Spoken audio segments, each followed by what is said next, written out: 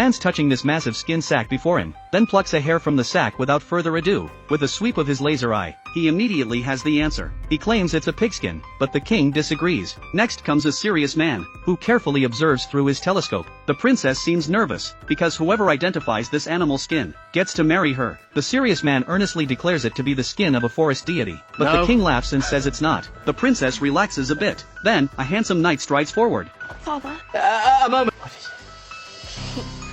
I'm longing to know. Just tell me what piece that strange eye belongs to. But after examining, the knight confidently asserts it's the skin of a giant sea cow. The princess looks hopefully at her father. The king, somewhat apologetically, says it's not. At this moment, an ugly wild man walks in. Soldiers stop the wild man. No. Everyone has the right to guess.